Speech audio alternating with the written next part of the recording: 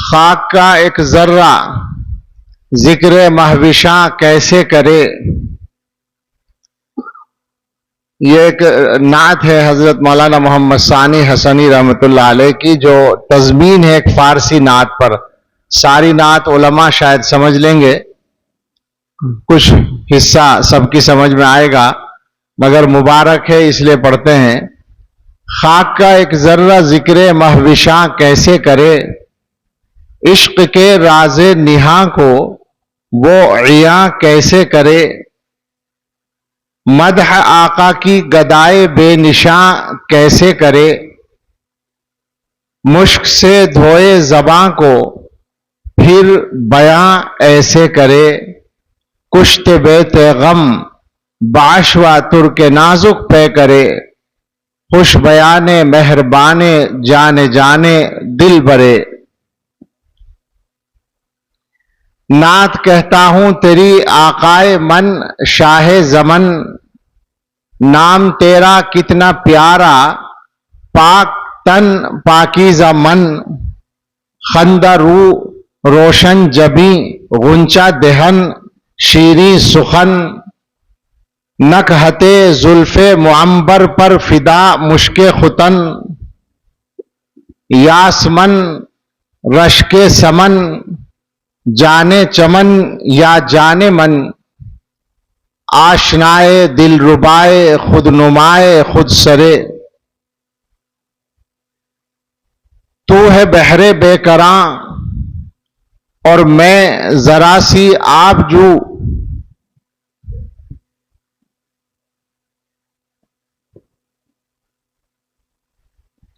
تو ہے بحر بے کراں اور میں ذرا سی آب جو.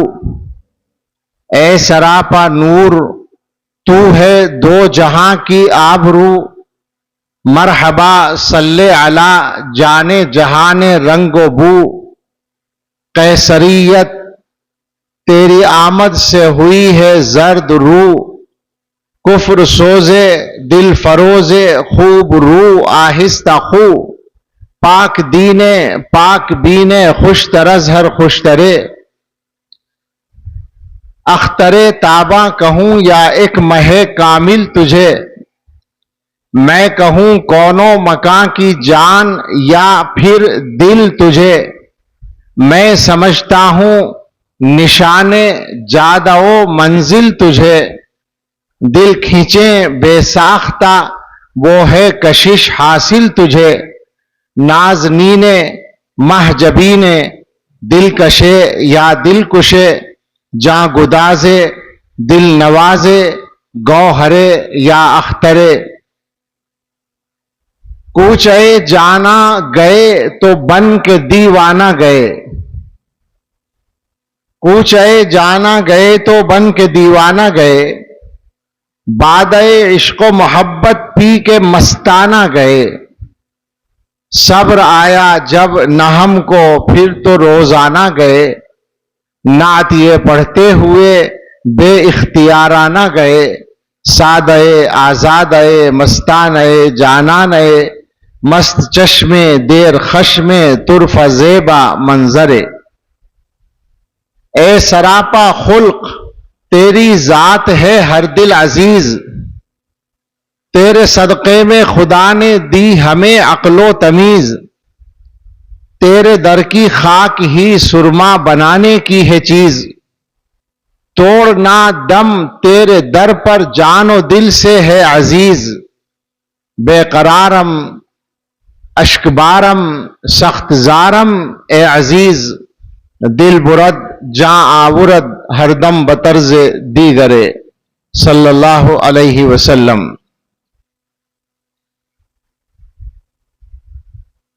اللہ تعالیٰ کا شکر ادا کرتے ہیں کہ اس عظیم الشان مجمع کے سامنے حاضری کا موقع ملا ہے، جس میں سے ہر فرد کا ذوق و شوق بہت نمایاں ہے، نظر آ رہا ہے. اور آپ حضرات نے جس انداز سے محبت کا اظہار کیا ہے اس پر شکریہ بھی ادا کرتے ہیں، مگر بہت زیادہ توجہ کے ساتھ یہ بات سنیں، بیٹے ابھی نہیں چاہیے، جب چاہیے گا میں مانگ لوں گا، یہاں بیٹھ کر کوئی کام نہ کرو انتظامی۔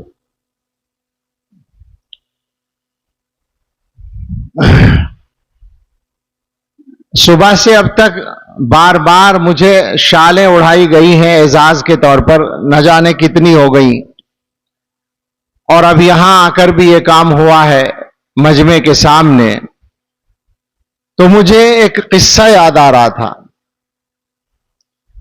اور وہ قصہ ایک لڑکی کا ہے جس کی شادی ہوئی۔ کہتے ہیں کہ شادی ہو کر شادی کے دن اس کی ساتھی لڑکیوں نے، سہیلیوں نے اس کو دلہن بنایا، اس کا میک اپ کیا، اس کو تیار کیا، ظاہر ہے کہ وہ اچھی لگنے لگی، تو ہر سہیلی تعریف کر رہی تھی، جیسا کہ طریقہ ہوتا ہے کہ تم اتنی خوبصورت لگ رہی ہو، تم اتنی اچھی لگ رہی ہو، وہ بار بار جو بھی آتی وہ تعریف کرتی۔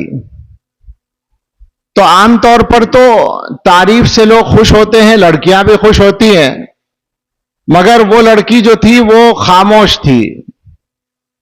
تو کسی سہیلی نے اس سے کہا کہ ہم سب اتنی تعریف کر رہے ہیں اور تمہیں اپنی تعریف اچھی نہیں لگ رہی کیا؟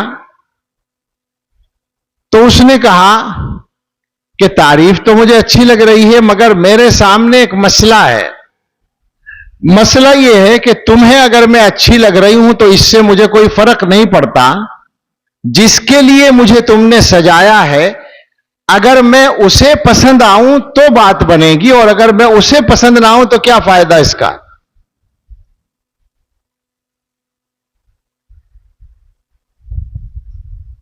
میرے بھائیوں، دین کا کام کرنے والوں، میں علماء سے خاص طور سے کہتا ہوں جو بھی یہاں موجود ہیں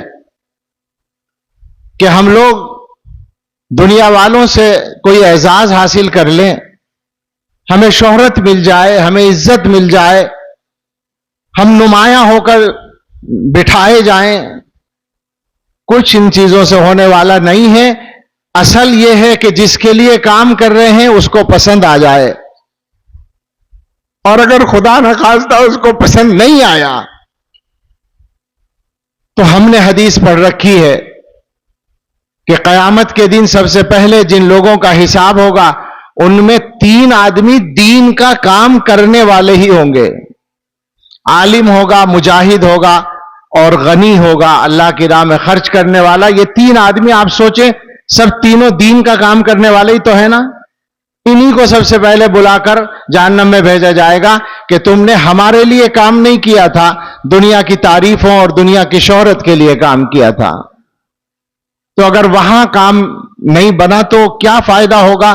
پھر تو ایسا ہوگا کہ ہم دنیا میں ایک ایک استقبال پر پچھتائیں گے، اسٹیج پہ جو ہمیں بٹھایا گیا نمایاں کر کے ایک ایک بار کے بیٹھنے پر وہاں پچھتائیں گے کہ نہ بیٹھے ہوتے تو اچھا ہوتا، ہم سے بہت اچھا تھا وہ آدمی جو آخری پیڑھی پر بیٹھا ہے، آخری سیٹ پر بیٹھا ہوا ہے، جس کو کوئی جانتا بھی نہیں ہے، وہ ہم سے بہت اچھا تھا۔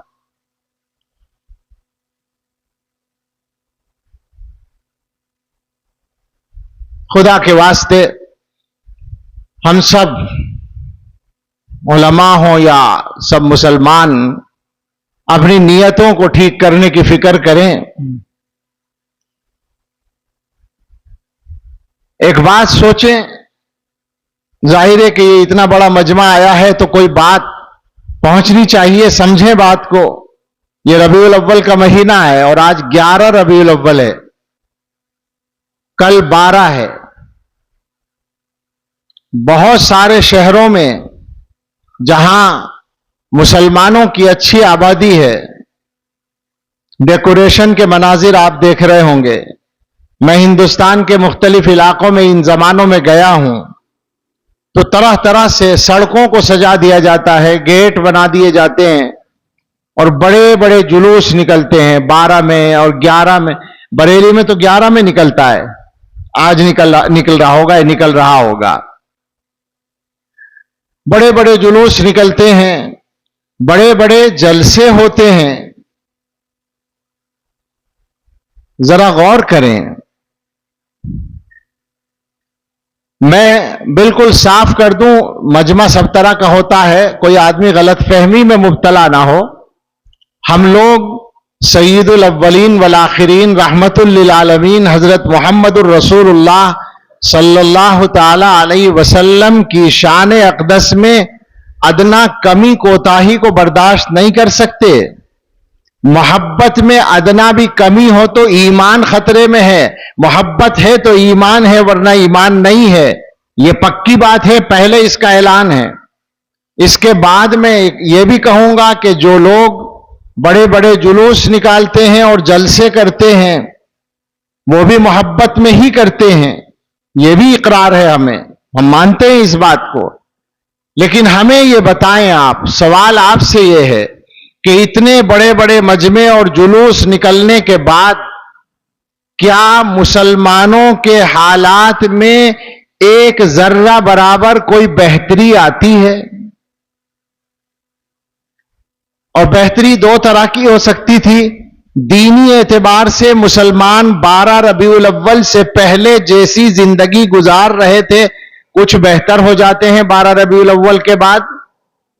جو بے نمازی تھے ان میں سے کچھ نمازی بن جاتے ہوں، جو سنتیں چھوڑنے والے تھے وہ سنت کے پہ عمل کرنے والے بن جاتے ہوں. ایسا ہوتا ہے؟ نہیں ہوتا نا. اور کیا مسلمانوں کی دنیاوی اعتبار سے ایک رتی برابر عزت بڑھتی ہے؟ کیا ہوتا ہے آخر مجھے بتائیں. کچھ بھی تو نہیں ہوتا. جن کے نام پر ہم ساری سرگرمیاں کر رہے ہیں ان کا حال اور ان کے صحابہ کا حال تو یہ تھا کہ ایک آدمی اگر کسی علاقے میں نکل جاتا تھا تو پورے علاقے کے حالات بدل جاتے تھے، زندگیاں بدل جاتی تھیں، مزاج بدل جاتے تھے. اللہ کے نبی صلی اللہ تعالی علیہ وسلم کی سنتوں کا رواج ہو جاتا تھا. اب کیا ہوتا ہے؟ تو سمجھنے کی بات یہ ہے کہ ہمارا اس طرح کا کوئی ارادہ بھی تو نہیں ہوتا نا. ہم تو یہ سمجھتے ہیں کہ ہمیں نعرے لگانے ہیں، ہمیں تقریریں کرنی ہیں، ہمیں جلسے کرنے ہیں، ہمیں ہائے ہلا کرنا ہے، ہمیں نعتیں پڑھنی ہے. بس ہم سمجھتے ہیں کہ ہم نے گویا سرکار کا حق ادا کر دیا. یہی ہو رہا ہے نا. تو ہمیں بتائیں کہ اس کا فائدہ یہ صحیح ہے کہ بعض مصلحتیں اس میں ہو سکتی ہیں ایک ایسے علاقے میں، ایک ایسے ملک میں جہاں سب طرح کے لوگ رہتے ہیں، مگر مسلمانوں کا کوئی حقیقی فائدہ اس سے نہیں ہوتا. یہ میں کہنا چاہتا ہوں، آپ کو اس پر متوجہ کرنا چاہتا ہوں. حقیقی فائدہ کیسے ہوگا؟ دنیا میں عزت کیسے ملے گی اور دینی اعتبار سے تبدیلی کیسے آئے گی؟ وہ تو اپنے آپ کو بدلنے سے آئے گی. ہمارے آقا صلی اللہ تعالی علیہ وسلم نے جس طرح زندگی گزاری اور ان کے صحابہ نے ان سے سیکھ کر جس طرح زندگی گزاری، اور اس کے بعد امت کے اندر آنے والے علماء نے، مشائخ نے، اولیاء نے، فقہاء اور محدثین نے، مجتہدین نے، اللہ والوں نے، ہر دور میں سنت پر چلنے والوں نے جس طرح زندگی گزاری، اس طرح کی زندگی گزارنے پر ہمیں آنا پڑے گا. اس کے علاوہ کوئی راستہ نہیں ہے. یعنی ہم یوں کہیں کہ صاحب ہم تو حضور سے محبت کرتے ہیں، بالکل صحیح ہے، محبت کرتے ہیں، اور حضور علیہ الصلاۃ والسلام کی محبت ایک مستقل عبادت ہے. یہ پکی بات ہے، معلوم ہے یہ بات، اعلان ہے اس کا. حضور علیہ الصلاۃ والسلام کی محبت آپ کے حقوق میں سے ایک حق ہے. مگر کیا اکثر مسلمانوں کو معلوم ہے کہ حضرت محمد الرسول اللہ صلی اللہ تعالی علیہ وسلم کے کیا کیا حق ہیں امت پر، اور پھر ان حقوق کو ادا کرنے کا کوئی اہتمام اور فکر ہے؟ اصل مسئلہ یہ ہے، آپ غور کریں، حالات ظاہری اسباب کے اعتبار سے، ظاہری اسباب کے اعتبار سے کیا آج کے مسلمان پچھلے مسلمانوں سے اچھے حال میں نہیں ہیں؟ عام طور پر اچھے حال میں ہیں، معیار زندگی کے اعتبار سے عام طور پر اچھے حال میں ہیں۔ اور اگر حضور علیہ الصلاۃ والسلام کے زمانے سے مقابلہ کیا جائے تو حضور علیہ الصلاۃ والسلام کے یہاں تو جب کام شروع ہوا تو 2-4 آدمی تھے، آگے بڑھے تو 30-40 ہو گئے، پھر بڑھے تو 200-400 ہو گئے، اور اس کے بعد جب مدینہ منورہ پہنچے تو چند ہزار ہو گئے، اور آخری حج جو گویا وفات سے چند مہینے پہلے کا حج ہے، گویا آپ صلی اللہ علیہ وسلم کی حیات مبارکہ کا آخری زمانہ ہے، اس زمانے میں جو صحابہ حج میں شریک ہوئے ہیں وہ 1 لاکھ سے کچھ زیادہ ہیں، ان کی تعداد کا یہ عالم ہے، اور ان کے حوصلوں کا اور ان کی طاقت کا یہ عالم ہے کہ ایک مرتبہ رسول اللہ صلی اللہ تعالی علیہ وسلم نے ان کے سامنے ایک بات فرمائی، ذرا سمجھیے گا، مشہور بات ہے، کوئی نئی بات نہیں، ایک حدیث سنا رہا ہوں، مگر میں صحابہ کا جو حوصلہ اور موڈ ہے اس پر آپ کو متوجہ کرنا چاہتا ہوں۔ حدیث تو وہ ہے کہ حضور علیہ الصلاۃ والسلام نے فرمایا کہ یوشک الامم ان تداعى علیکم کما تداعى الآکلۃ الی قصعتها، ایسا ہو سکتا ہے کہ دنیا کی قومیں تمہارے خلاف، مسلمانوں کے خلاف ایک دوسرے کو اس طرح دعوت دیں، ایک دوسرے کو اس طرح بلائیں، یعنی تمہارے خلاف کیا کہیں گے، محاذ بنائیں، الائنس بنائیں، جیسے کھانا کھانے والے کھانے کے پیالے کی طرف کسی کو بلاتے ہیں۔ مثال حضور علیہ الصلاۃ والسلام کی زبان سے تو جو کچھ نکلتا ہے وہ وحی الہی ہوتی ہے، مثالیں بھی حضور کی عجیب ہوتی ہیں۔ کھانا کچھ لوگ کھا رہے ہوں، وہ اگر کسی کو کھانے کے لیے کہیں کہ آؤ بھائی کھانا کھا لو، تو اس میں کوئی ڈر اور جھجک نہیں ہوتی۔ یہی ہوتا ہے نا، بے تکلفی سے آدمی بلاتا ہے آؤ بھائی کھانا کھا لو، ہر آدمی اچھا سمجھتا ہے کہ بھائی کھانا کھا رہے تھے تو ہمیں بھی بلایا۔ اس طرح سے لوگ ایک دوسرے کو دعوت دیں گے تمہارے خلاف، یعنی کوئی ڈر نہیں ہوگا، کوئی جھجک نہیں ہوگی۔ یہ ٹکڑا آپ نے سن لیا، سمجھ میں بھی آ گیا، کوئی عجیب بھی نہیں لگا آپ کو؟ عجیب تو نہیں لگا نا؟ کیوں نہیں لگا؟ اس لیے کہ آپ نے اس کے منظر اپنی آنکھوں سے دیکھ لیے ہیں کہ دنیا کی قومیں مسلمانوں کے خلاف ایک دوسرے کو اس طرح بلائیں۔ دیکھا ہے نا، خوب دیکھا ہے، اور اب بھی دیکھ رہے ہیں۔ ایک موقع آیا تو ایک طاقت کا ذمہ دار اٹھا جو دنیا کی اب سب سے بڑی طاقت کہلاتی ہے، اور اس نے ملکوں کے سربراہوں کو کہنا شروع کیا کہ ہم جا رہے ہیں مسلمانوں کے ایک ملک کو تباہ کرنے کے لیے، تم ہمارے ساتھ ہو یا نہیں ہو، یس اور نو، ان میں سے کوئی ایک جواب چاہیے، اور کچھ نہیں سنا جائے گا۔ اگر ساتھ ہو تو ٹھیک ہے، ورنہ تم بھی دہشت گرد ہو۔ امریکہ نے کیا کیا تھا؟ الائنس بنا لیا آسانی کے ساتھ، اور ہمارے اپنے ملکوں کے حکمراں مجبور تھے یس کہنے پر کہ سر ہم آپ کے ساتھ ہیں، ہم آپ اپنے بھائیوں کو مروانے کے لیے آپ کے ساتھ ہیں۔ یہ ہم نے دیکھ لیا، اور آج بھی یہی ہو رہا ہے۔ آج فلسطین میں، غزہ میں جو کچھ ہو رہا ہے، تو کیا سب مل کر یہی کام نہیں کرا رہے ہیں؟ دنیا کی کوئی چھوٹی سی طاقت بھی اگر اس کو حقیقت میں روکنے پر آ جاتی تو کیا روک نہ سکتی؟ لیکن چھوٹی اور بڑی ساری طاقتیں مل کر کرا رہی ہیں۔ تو ہم نے یہ سارے منظر دیکھ لیے اور دیکھ رہے ہیں، اس لیے ہمیں کوئی بات نہیں لگتی کہ حضور نے ٹھیک فرمایا تھا، سچا ہے بالکل کہ دنیا کی قومیں اس طرح ایک دوسرے کو دعوت دے رہی ہیں۔ اب یہاں آگے بڑھ کر آپ دیکھیں کہ صحابہ کے سامنے جب آپ نے یہ فرمایا تو حضرات صحابہ نے کیا کہا؟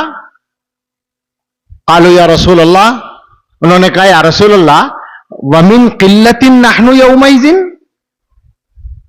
کیا اس دن ہماری تعداد بہت کم ہو جائے گی؟ یعنی ان کو یہ خیال ہوا کہ ابھی بھی ہم تھوڑے سے ہیں، چند ہزار ہیں، ابھی ہزار ہیں یا لاکھ ہیں، اب یہ عالم ہے کہ دنیا کی بڑی بڑی طاقتیں ہماری طرف آنکھ اٹھاتی ہوئی ڈرتی ہیں۔ وہ کون سا وقت ہوگا کہ آپ بے تکلف ایک دوسرے کو بلائیں گے کہ چلو مسلمانوں کو ختم کرنے کے لیے، کہ ہماری تعداد بہت کم ہو جائے گی؟ حضور علیہ الصلوۃ والسلام نے فرمایا کہ نہیں، بل انتم یومئذ کثیر، تم بہت ہوگے، مگر حیثیت ایسی ہوگی جیسے سیلاب یا رو کا پانی ہے یا نالے کا پانی ہے، اس کے اوپر بہنے والے تنکے اور کوڑا کرکٹ۔ یہ بھی مثال عجیب ہے، غور سے سمجھیں۔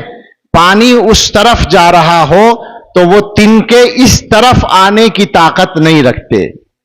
یہ مراد ہے کہ دنیا جس رخ پر جا رہی ہوگی تم اس رخ کے خلاف آنے کی طاقت نہیں رکھو گے، یہ حیثیت ہو جائے گی تمہاری۔ غصاء کا غصاء السیل، وَلَيَنزِعَنَّ اللَّهُ مِن صُدُورِ عَدُوِّكُمُ الْمَحَابَةَ مِنكُمْ، اور اللہ تعالیٰ تمہارے دشمنوں کے دلوں سے تمہارا روب نکال دے گا۔ علماء نے لکھا ہے کہ ترکی کی جو عثمانی خلافت تھی، عثمانی خلافت کے خلفاء میں ایک خلیفہ گزرا ہے سلطان، جو ابھی 500 سال پہلے 15ویں صدی کے آخر 16ویں صدی کے شروع میں تھا۔ اس کے زمانے میں مسلمانوں کے دبدبے کا یہ عالم تھا کہ اگر کوئی مسلمان کسی رات عیسائیوں کے کسی گاؤں میں مہمان ہوتا تھا تو اس رات کو وہاں کے گرجا گھر کا گھنٹا نہیں بجتا تھا۔ یہ تھا روب۔ اور آج یہ ہے کہ جہاں ہم ہوں گے وہاں گھنٹا زیادہ تیز بجے گا۔ ابھی سن کے آ رہے ہیں؟ وَلَيَقْذِفَنَّ فِي قُلُوبِكُمُ الْوَهْنَ، تمہارا روب نکل جائے گا اور تمہارے دلوں میں کمزوری پیدا ہو جائے گی۔ صحابہ نے پوچھا کمزوری کیا؟ فرمایا حب الدنیا وکراہیت الموت، دنیا اچھی لگنے لگے گی، موت سے ڈرنے لگو گے، یہ تمہاری کمزوری ہے۔ یہ مسلمان کی جان ختم کرنے والی دو باتیں ہیں، دنیا اس کی محبت اور موت سے ڈرنا، موت سے گھبرانا۔ اللہ جانے مسلمان کس رخ پر کس انداز سے آج سوچتا ہے۔ یہ حدیث بیان کرنے کا ارادہ نہیں تھا، مگر یہ بات اصل میں یوں آئی کہ میں یہ کہنا چاہتا تھا کہ حضرات صحابہ کے حوصلے کو آپ دیکھیں کہ ان کے سامنے اللہ کے رسول صلی اللہ تعالی علیہ وسلم نے یہ فرمایا تو صحابہ کی سمجھ میں نہیں آیا، اس لیے کہ ان کے نزدیک یہ ممکن ہی نہیں تھا کہ مسلمانوں کے خلاف قومیں ساری جمع ہو جائیں، ایسا کیسے ہو جائے گا؟ اور ہم آج اسباب کے اعتبار سے، جو میں نے ابھی کہا تھا، عام حالات میں بھی مسلمان پہلے سے بہت اچھے ہیں، پکی بات ہے، اور حکومتوں کا یہ عالم ہے کہ ایک ایک حکومت کے پاس کئی کھرب کے ہتھیار بھرے ہوئے ہیں مسلمانوں کی حکومتوں کے۔ آپ علماء ہیں، آپ نے شاید اس کو نوٹ کیا ہو، آج کل تو کچھ دنوں سے اخبار دیکھنے کا اہتمام نہیں ہے، پھر بھی خبریں تو آئی جاتی ہیں۔ گزشتہ 8-10 سال میں کئی سال ایسے گزرے ہیں کہ امریکہ سے سب سے زیادہ ہتھیار خریدنے والا ملک سعودی عرب رہا۔ پڑھا ہوگا آپ لوگوں نے، کئی ارب ڈالر کے ہتھیار خریدے گئے۔ کاہے کے لیے؟ کیا ہو رہا ہے ان کا؟ ہم نے ایک مقولہ پڑھ رکھا ہے، علماء جانتے ہیں، السیف بالساعد للساعد بالسیف، تلوار کی طاقت ہاتھ سے ہوتی ہے، ہاتھ تلوار سے نہیں ہوتا۔ ایک لاٹھی اگر کسی شاندار طاقتور آدمی کے ہاتھ میں آ جائے وہ اکیلا لاٹھی سے 10 آدمیوں کا مقابلہ کر لے گا، اور میرے جیسے بیوقوف کے ہاتھ میں آ جائے تو میں اپنے آپ ہی چلنا مشکل ہے میرے لیے لاٹھی پکڑ کے۔ یعنی اندر طاقت چاہیے، اندر طاقت ہوگی تو ہتھیار کام آئے گا۔ ان حالات میں کیا ہو رہا ہے آپ دیکھیں۔ تو میری گزارش وہیں جا رہا ہوں میں کہ حالات نہ دنیاوی اعتبار سے بدل رہے ہیں اور نہ کسی پہلو سے، تو ہمیں یہ دیکھنا چاہیے کہ حضرت محمد صلی اللہ تعالی علیہ وسلم اور آپ کے صحابہ میں کیا طاقت تھی۔ اب واپس چلیں، اگر وہ طاقت حاصل کرنی ہے تو ان کی سیرت پہ جانا پڑے گا، ان کی سنت پہ جانا پڑے گا، اس کے علاوہ کوئی راستہ ہی نہیں ہے۔ اب ہمارا حال یہ ہے کہ ہم سے اگر پوچھا جائے محبت کے بارے میں تو محبت میں کوئی کمی نہیں ہے، بے شک نہیں کمی ہے، لیکن اگر کہا جائے کہ نماز پڑھ لو تو وہی اسی میں معاملہ ہے۔ کسی نے کہا ہے نا فارسی میں، گر زر طلبی سخن درینست، اگر پیسے چاہیے تو اسی میں کلام ہے۔ تو اگر نماز پڑھوانی ہے تو یہ مشکل ہے بھائی، حضور سے محبت بہت ہے۔ اگر قرآن پڑھوانا ہے بھائی یہ مشکل ہے، حضور سے محبت بہت ہے۔ عجیب بات ہے، وہ کون سی محبت ہے؟ دنیا کا کوئی کام حضرت محمد الرسول اللہ صلی اللہ تعالی علیہ وسلم کے طریقے پر کریں پھر محبت کا دعویٰ کریں تو کچھ سجے بھی۔ 2-3 باتیں عرض کروں گا بس۔ حضور علیہ الصلوۃ والسلام کے امت پر جو حق ہیں پڑھیے ان کو۔ ایک مسئلہ یہ بھی ہے، پڑھنے کا لفظ آ گیا، میں علماء سے پڑھنے کی بات کر رہا تھا، اب سب سے کرنے والا ہوں۔ حضور علیہ الصلوۃ والسلام سے محبت ہے، میں پوچھتا ہوں اس محبت والے مجمع سے، میں بار بار کہہ رہا ہوں آپ کی محبت کا مجھے یقین ہے، یہ مجمع ایک ایک آدمی مجھ سے زیادہ محبت کرتا ہے حضرت محمد صلی اللہ علیہ وسلم سے، مجھے یقین ہے، مگر میں ان بچوں سے، جوانوں سے، ان بڑوں سے پوچھتا ہوں حضور علیہ السلام کے بارے میں کیا جانتے ہیں؟ معلوم ہے کہ حضور صلی اللہ علیہ وسلم کی پیدائش کون سے سن میں ہوئی تھی، کون سی تاریخ میں؟ معلوم ہے کہ حضور صلی اللہ علیہ وسلم کی والدہ کا انتقال کتنی عمر تھی حضور کی جب ہوا تھا؟ دادا کا انتقال جب ہوا تو حضور کی عمر کتنی تھی معلوم ہے؟ معلوم ہے کہ حضور نے بچپن میں بھی کعبے کی تعمیر میں حصہ لیا تھا، اس وقت عمر مبارک کیا تھی معلوم ہے؟ جوانی میں بھی ایک مرتبہ تعمیر میں حصہ لیا تھا اور جھگڑے کا فیصلہ کیا تھا، اس وقت آپ کی عمر کیا تھی معلوم ہے؟ معلوم ہے کہ حضور صلی اللہ علیہ وسلم کو نبوت کتنی عمر میں ملی تھی؟ معلوم ہے کہ قرآن پورا کتنے سالوں میں نازل ہوا؟ معلوم ہے کہ حضرت خدیجہ رضی اللہ تعالیٰ عنہ کا انتقال جب ہوا تو حضور کی عمر کتنی تھی؟ پتہ ہے؟ وہ سب سے قریب ترین حضور کی محسن اور محبوب زوجہ محترمہ تھی، ہماری مقدس ماں۔ معلوم ہے کہ ایک اور مقدس ماں حضرت عائشہ صدیقہ رضی اللہ عنہا سے نکاح ہوا تو حضور کی عمر کتنی تھی اور ان کی عمر کتنی تھی؟ معلوم ہے کہ ساری ازواج کی تعداد کیا ہے، ازواج مطہرات کی؟ معلوم ہے کہ مدینہ طیبہ سے جو لوگ آئے تھے مکہ مکرمہ پہلی بار کتنے لوگ آئے تھے، اگلے سال کتنے لوگ آئے تھے؟ پتہ ہے کیا کہ حضور صلی اللہ علیہ وسلم نے مدینہ پہنچنے کے بعد جو جنگیں کی ہیں وہ کس طرح ہوئی اور کتنی ہوئی اور کتنے لوگ ان میں شہید ہوئے؟ معلوم ہے کہ حضور صلی اللہ علیہ وسلم کی صاحبزادیاں اور بیٹے کتنے تھے؟ معلوم ہے کہ حضور صلی اللہ علیہ وسلم کے چچا کتنے تھے؟ معلوم ہے کہ حضور صلی اللہ علیہ وسلم کے چچا زاد بھائی جو صحابی بنے وہ کتنے تھے؟ معلوم ہے کہ حضور علیہ الصلوۃ والسلام کے معمولات کیا تھے؟ حضور صلی اللہ علیہ وسلم کی خدمت کون کون لوگ کرتے تھے؟ حضور کی سواریاں کیا کیا رہیں؟ حضور علیہ الصلوۃ والسلام کی عام عادتیں کیا تھیں؟ گھروں میں حضور کا کیا معاملہ تھا؟ معلوم ہے کہ حضور صلی اللہ علیہ وسلم نے حج کس وقت کیا، کس عمر میں کیا، عمر کے کس زمانے میں کیا؟ معلوم ہے کہ حضور صلی اللہ علیہ وسلم کی وفات کس تاریخ میں اور کس سن میں ہوئی؟ ان میں سے کوئی بات ہمارے جوانوں کو نہیں معلوم، عام طور پر نہیں معلوم۔ ان کو نہیں معلوم ہے کہ ابوبکر، عمر، عثمان و علی جو اس امت کے اور پوری انسانیت کے محسن ہیں ان کے حالات کیا ہیں نہیں معلوم ہے۔ ہاں ان کو یہ معلوم ہے کہ فلاں کرکٹ کھلاڑی نے کون کون سے ریکارڈ بنائے ہیں. اور یہ بھی معلوم ہے، میں ہنسانے کے لیے کبھی بات نہیں کرتا اس طرح کی، میں روتے ہوئے دل روتا ہے جب کرتا ہوں بات. ان کو پتا ہے کہ کون سے کرکٹ کھلاڑی نے کس کا ریکارڈ توڑا، ان کو پتا ہے. ان کو پتا ہے کہ کون سے فلم اسٹار کی کون کون سی فلمیں زیادہ کیا کہتے ہیں ہٹ ہوئی، کامیاب ہوئی نا، اور کون کون سی فلاپ ہوئی، ان کو پتا ہے. اور ان کے زندگی کے واقعات بھی معلوم ہیں.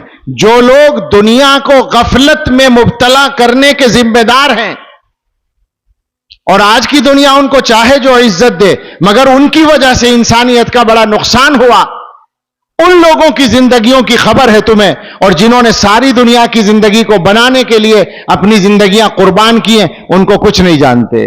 اور محبت ہے. تو پہلی بات تو یہی ہو گئی میری کہ آج آپ سے میں عرض کر رہا ہوں، اور اگلا ربیع الاول سال بھر بعد آئے گا.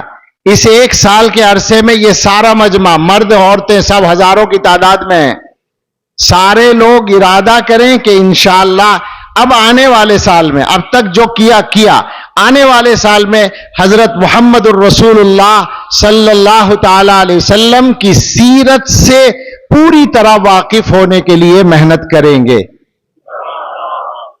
جو لوگ پڑھے ہوئے ہیں وہ خود پڑھیں، جو پڑھے ہوئے نہیں ہیں وہ دوسروں سے سنیں، مگر واقف ہونا ہے انشاءاللہ. اور خاص طور سے جو پڑھے لکھے لوگ ہیں، میں ان سے کہوں گا کہ آپ جو ہیں آدھا گھنٹہ نکال لیں. ہو سکتا ہے آپ میں کچھ لوگ بہت بزی ہوں، مگر بزی کہنے کا مجھے بھی شوق ہے اپنے آپ کو. میں جانتا ہوں کہ آدمی کتنا بزی ہوتا ہے اور کیسے ہوتا ہے.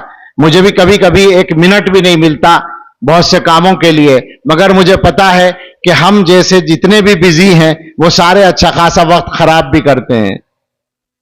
سب کے بزی ہونے کی حقیقت کا پتا ہے. میں صحیح کہہ رہا ہوں؟ یعنی جو لوگ کہتے ہیں نا بہت بزی ہیں، ان کی زندگی کو اگر حساب لگا لو کیا کیا کام کرتے ہیں، کئی گھنٹے ملیں گے جو خراب ہو رہے ہیں، پتہ ہی نہیں چلتا. تو آدھا گھنٹہ نکالیں. اگر آپ کچھ بھی نہ کر سکیں تو 5 صفحے سیرت کے پڑھ لیں، سیرت کی کسی کتاب کے. 5 صفحے میں 5 منٹ 10 منٹ لگیں گے، 15 منٹ لگیں گے زیادہ سے زیادہ. اگر 5 صفحے پڑھ لیے تو کم سے کم 1800 یا اس سے زیادہ صفحات ایک سال میں ہو جائیں گے. اور اس مجمع میں سیرت کے موضوع پر 1800 صفحات پڑھے ہوئے لوگ اکا دکا ملیں گے، زیادہ نہیں ملیں گے. لیکن اگر ارادہ کر لیا تو یہ سارا مجمع پڑھنے والا ہو جائے گا. اچھا، جب یہ کام ہوگا تو ظاہر ہے سیرت کا پتہ چلے گا، حضور کی حالات کا پتہ چلے گا، صحابہ کے حالات کا پتہ چلے گا، سنتوں کا پتہ چلے گا، تو زندگی بدلنا بھی آسان لگے گا انشاءاللہ. ہم لوگ تو بالکل دور پڑے ہوئے ہیں. ہمارا جو پروگرام ہے، میں پوچھوں آپ سے اس پورے مجمع سے 24 گھنٹے کا جو ٹائم ٹیبل ہے روزانہ کا یا ہفتے کا، اس میں کہیں 1 گھنٹہ بھی دینی معاملات کے لیے ہے عام آدمی کی زندگی میں؟ وہ 1 گھنٹے میں کسی عالم کے پاس جا کر بیٹھتا ہو، کسی اللہ والے کے پاس جاتا ہو، یا دین سیکھنے کی محنت کرتا ہو، یا اگر قرآن پڑھا ہوا نہیں ہے تو قرآن پڑھتا ہو، ہے کسی کا ٹائم ٹیبل میں یہ نظام؟ نہیں ملے گا. پھر کیسے بدلیں گے جناب؟ پھر کیسے مسلمان بنیں گے؟ پھر کیسے حالات بدلیں گے؟ پہلا کام تو یہی ہو گیا، انشاءاللہ سیرت کو پڑھنا ہے. اس کے بعد 2 باتیں اور کر لیتے ہیں، چونکہ حقوق تو حضور علیہ السلام کے بہت ہیں. الایمان بہ، علماء جہاں حقوق المصطفیٰ صلی اللہ علیہ وسلم بیان کرتے ہیں تو سب سے پہلا جو حق ہے وہ آپ پر ایمان لانا. اب 2 پانی بیٹے. بہت سے لوگ سوچیں گے کہ صاحب یہ تو بڑا آسان ہو گیا، ایمان تو ہم سب کا ہے.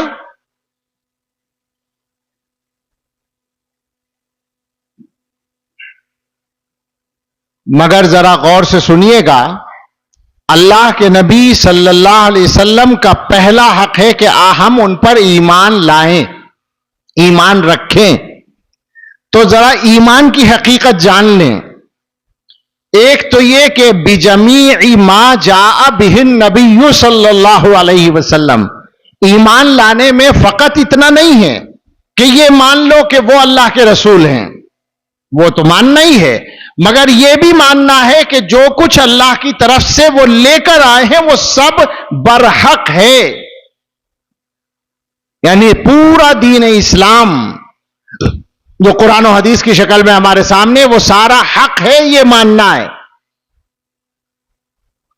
یہ ایمان کے بارے میں اچھی طرح سمجھا. اس کے بعد دوسرا ایمان کے لیے مسئلہ ہے اس پر اطمینان ہونا، پکا یقین ہونا. اب اس پہلو سے آپ مجھے بتائیں کہ کیا سارے مسلمانوں کا ایمان ٹھیک ہے؟ پکے یقین والی بات ہو رہی ہے. میرے بھائیوں، آپ میں سے بعض کو پتا چاہے نہ ہو، اکثر بہت سو کو پتا بھی ہے، بعض کو پتا نہ ہو تو کوئی فرق نہیں پڑتا. ہم آپ کو بتاتے ہیں کہ اس وقت یقین کے اعتبار سے ایمان کے معاملات میں مسلمان کمزوری کے دور سے گزر رہے ہیں، چونکہ شیطان کے کارندے باقاعدہ اس کے لیے محنت کر رہے ہیں. شک پیدا کرنا دین میں، ایمان میں، اسلام میں. آپ کالج کے بچوں سے پوچھیں، یونیورسٹیوں میں پڑھنے والوں سے پوچھیں تو پتا چل جائے گا نا وہاں کیا کیا ہو رہا ہے. کیا ایمان کا جو پہلا قدم ہے اللہ کو ماننا، اسی کے بارے میں شک نہیں پیدا کیا جا رہا ہے؟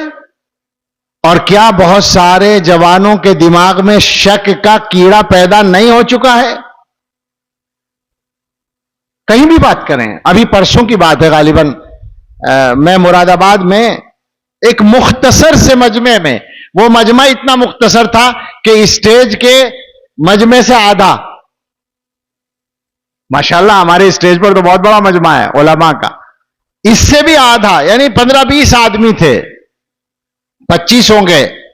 وہاں میں نے تھوڑی سی بات کی اور کچھ الحاد والا کچھ تذکرہ کر دیا ایتھزم کا. تو اتنے سے مجمع میں سے ایک لڑکا دعا کے بعد مجھ سے ملا کہ میں اس موضوع پر اور بات کرنا چاہتا ہوں. ہر جگہ یہ مصیبت پھیل چکی ہے اور حضور علیہ الصلوۃ والسلام یہ فرماتے ہیں، حضرت عباس رضی اللہ تعالی عنہ کی روایت ہے کہ رسول اللہ صلی اللہ تعالی علیہ وسلم نے ارشاد فرمایا، ذاق طعم الایمان من رضی باللہ ربا وبالاسلام دینا وبمحمد رسولا. ایمان کا ذائقہ اسے ملے گا، وہ چکھے گا ایمان کا ذائقہ جو اللہ کو رب مانے، محمد صلی اللہ علیہ وسلم کو رسول مانے، اسلام کو اپنا دین مانے، پوری رضا اور اطمینان کے ساتھ، شک کے ساتھ نہیں. اب بہت آسان ہے آج کل کہ صاحب تم اللہ کو مانتے ہو؟ ہاں جی مانتے ہیں. دیکھا ہے کبھی اللہ کو؟ کہ نہیں دیکھا تو نہیں ہے. پھر کیوں مانتے ہو؟ جس چیز کو دیکھا نہیں اس کو کیوں مانتے ہو؟ یہ بہت مشہور دلیل ہے ملحدوں کی. حالانکہ بہت آسان ہے اس کی غلطی کو سمجھنا. اسی سے اگر کوئی پوچھ لے کہ تمہارے دماغ میں عقل ہے؟ عقل تو سب سے زیادہ ہے. ہر آدمی کی عقل سب سے زیادہ ہوتی ہے اپنے نزدیک. کتابوں میں پڑھا ہے کہ ہر آدمی اپنی عقل اور دوسرے کے مال کو سب سے زیادہ سمجھتا ہے. اپنی عقل سب سے زیادہ، یہ تو مشاہدہ ہے ہی، اور دوسرے کے بارے میں سوچتا ہے کہ اس کے پاس پیسہ ہے، چھپا رہا ہے، بتا نہیں رہا. عقل تو بہت ہے. اب کوئی پوچھے کہ تمہارے پاس عقل ہے؟ ہاں ہے. دیکھا ہے کبھی عقل کو؟ نہیں دیکھا. تو کیوں مانتے ہو؟ کیسے مانتے ہو کہ تمہارے پاس عقل ہے؟ اللہ کو ماننے کے لیے دیکھنا ضروری ہے، عقل کو ماننے کے لیے دیکھنا ضروری نہیں. عجیب بات ہے، کیسے ہو جائے گا؟ یہ بہت عام ہے اس وقت میں. باقاعدہ سوشل میڈیا اسی کام کے لیے استعمال ہو رہا ہے. یوٹیوب پر جائیں گے تو ایمان ختم کرنے والی اتنی ویڈیوز مل جائیں گی کہ اگر اللہ ہی نہ بچائے تو آدمی کے گمراہ ہونے میں دیر نہیں لگتی. تو اب سوچیں کہ حضرت محمد صلی اللہ تعالی علیہ وسلم کا پہلا حق جو ایمان کا ہے وہی کتنا پورا ہم سے ہو رہا ہے. لہذا یہاں ہم سب یہ طے کر کے اٹھیں کہ آج کے بعد ہر اس آدمی سے ہوشیار رہیں گے جو ایمان کے بارے میں شک پیدا کرنے والی بات کرے گا. یہ ہو سکتا ہے کہ ہمارے پاس علم نہ ہونے کی وجہ سے اس کی بات ہمیں ٹھیک لگنے لگے، مگر پھر بھی ہم کہیں گے کہ یہ غلط کہتا ہے، اس لیے کہ ہمیں جو دین بتایا گیا یہ اس کے خلاف ہے. سمجھے آپ میری بات؟ یعنی آپ اس کا جواب نہ بھی دے سکیں تو بھی صحیح نہ سمجھیں اس کو. ایمان تو الگ چیز ہے. ہم نے سنا ہے، اپنے اساتذہ سے سنا لطیفہ، کی سبق کے شروع میں کسی نے کہا تھا کہ ایک گاؤں کا آدمی جنگل میں ہل چلا رہا تھا. ہلی کہتے ہیں ابھی، ہل چلا رہا تھا، کھیت جوت رہا تھا. ایک مولانا صاحب وہاں سے گزرے تو انہوں نے سوچا کہ چیک کرنا چاہیے اس کا ایمان کیسا ہے. تو انہوں نے پوچھا کہ تم اللہ کو ایک مانتے ہو؟ وہ کسان آدمی اس نے ہاں اللہ تو ایک ہے، اور کیا، اللہ کو ایک مانتا ہوں. انہوں نے کہا کیا دلیل ہے تمہارے پاس کہ اللہ ایک ہے؟ اس نے کہا دلیل یہ ہے کہ اگر دوبارہ یہ لفظ بولو گے تو یہ ہل تمہارے سر پہ مار دوں گا. یہ دلیل ہے. مولانا یہی دلیل چاہیے. میں نہیں کہہ رہا کہ سر پہ مارنا ہے لوگوں کے، ایسا ہی پختہ ایمان چاہیے. اگر آپ کو کسی بات کو سمجھنا ہے تو علماء سے آ کر سمجھ لیں، وہ مسئلہ نہیں ہے، اس کو نکال لیں آپ اپنے شک کو. لیکن یہ پہلے سے سمجھ کر رکھیں کہ حضرت محمد الرسول اللہ صلی اللہ تعالی علیہ وسلم جو کچھ لے کر آئے ہیں اس کا ایک ذرہ، ایک شمہ، ایک حبہ بھی غلط نہیں ہو سکتا.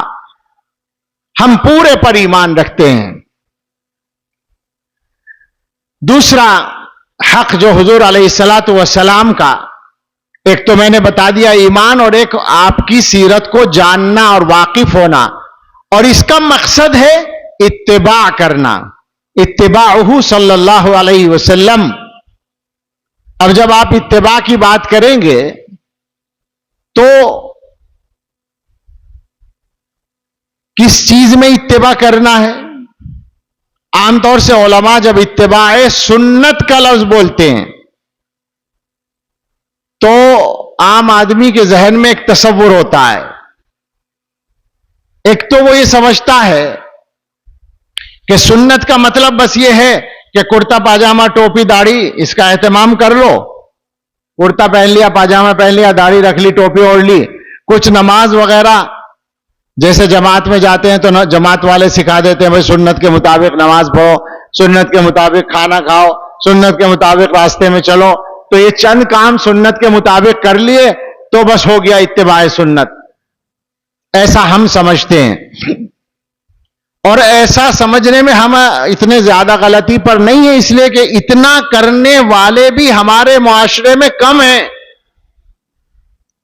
لیکن بات یہ نہیں ہے، بات یہ ہے کہ سنت کے معنی ہے طریقہ. حضرت محمد صلی اللہ علیہ وسلم کی سنت پہ چلنے کا مطلب ہے ان کے طریقے پر چلنا. اور طریقہ کس چیز میں؟ دنیا کا جو بھی کام آپ کریں، دنیا کا جو کام آپ کریں اس میں سنت طریقے پر چلنا. اچھا جی یہ کیسے ہوگا؟ یہ ایسے ہوگا کہ حضرت محمد صلی اللہ تعالی علیہ وسلم نے دنیا میں بھرپور زندگی گزار کر دکھایا ہے. حضور علیہ السلام کی زندگی جو ہے وہ کوئی محدود زندگی نہیں ہے کہ صاحب مسجد میں رہتے تھے، نماز پڑھتے تھے، اللہ کی عبادت کرتے تھے، ساری رات نفلیں پڑھتے تھے، پیروں پہ ورم آ جاتا، بس اتنا ہی ہوتا تھا. نہیں، حضور علیہ الصلوۃ والسلام نے تو دنیا کا ہر کام کر کے دکھایا ہے. آپ نے کاروبار کیا ہے، باقاعدہ کاروبار، خالی مسئلے بتائے نہیں ہیں. ہم جیسے مولوی تو مسئلے بتاتے ہیں، خالی کاروبار کرنا آتا ہی نہیں. حضور صلی اللہ علیہ وسلم نے کاروبار کر کے دکھایا ہے. حضور صلی اللہ علیہ وسلم نے حکومت چلا کے دکھایا ہے. حضور علیہ السلام نے شادیاں کر کے دکھایا ہے. حضور علیہ الصلوۃ والسلام نے اپنے دوستوں اور دشمنوں سے کیسا رویہ ہو وہ عمل برت کے دکھایا ہے. دنیا کا کون سا کام ہے جس کے کرنے کا آپ ارادہ کریں اور اس کے لیے نمونہ نہ مل جائے حضرت محمد صلی اللہ علیہ وسلم کی حیات میں؟